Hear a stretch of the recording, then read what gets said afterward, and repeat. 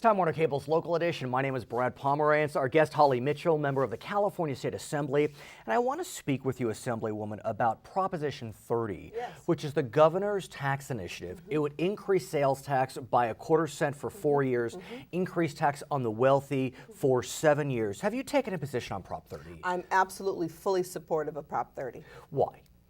I chair Budget Sub-1 Committee, Which and so is? the Health and Human Services Subcommittee of the Assembly Full Budget Committee. And so I've had to oversee the 23 hearings we had this year and hear from tens of thousands of Californians talk about why these services are lifelines for them. Medi-Cal, services for the aged, blind, and disabled. And so I really understand what I would have to do as a legislator if it doesn't pass and we have to go back and find another $4 to $6 billion to cut from the general fund. So let's talk about its passage or its failure. We'll see what happens. Polls do indicate that Prop 30 is leading. That being said, in June we had an initiative on the ballot dealing with the cigarette tax. Polls said that was leading. And we're not Kentucky, we're California. And yet the cigarette tax failed. That suggests to some that Prop 30 could be in trouble. Well, what that suggests to me is that big tobacco is still big tobacco, and millions of dollars were spent on the anti-argument against that initiative.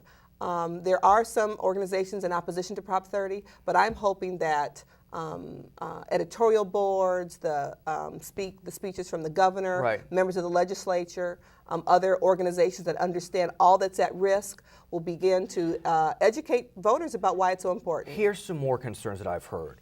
The Amazon tax is kicking in. Yes. So we will be taxed on internet sales. Yes. LA County has an extension of a sales tax for transportation projects. That is going to be on the ballot as well. The lumber tax passed. I mean, you know, Californians, we may be blue socially, but we get a little queasy when it comes to taxes. We do, and I think the ultimate answer is to really look at our overall tax structure. California is still, you know, percentage-wise, one of the lowest tax states in the union. When you look at credits for research and development. Precisely, when you look across the board. And so voters are going to have to, we're going to have to educate ourselves. We're going to have to really realize what it takes to provide the services that we have grown accustomed to and the kinds of services that make California the place we all want to live. At the same time, there's a competing tax initiative. It's called Prop 38. Yes. It's supported by a woman named Molly Munger. The PTA has come out strongly for it. That tax would increase income tax on everyone, 0.4% to 2.2% on the sliding scale. All of that money would go to education. Some would say, you know, it's more fair, it applies to everyone, and it all goes to education. That's where most cuts have been.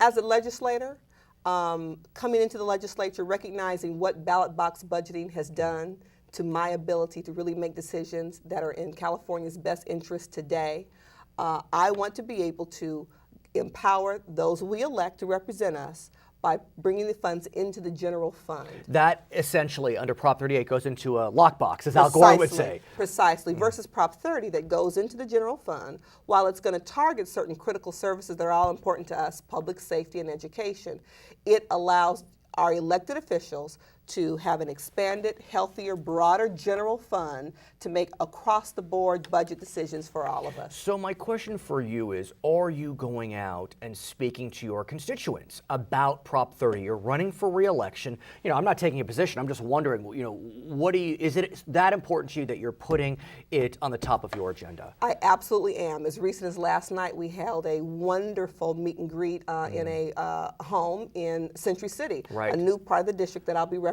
come January, the new 54th Assembly District, and that was the top of our conversation, why Prop 30 and why it's critical for all Californians. Her name is Holly Mitchell, member of the California State Assembly. My name is Brad Pomerance. Thanks for watching Time Warner Cable's Local Edition.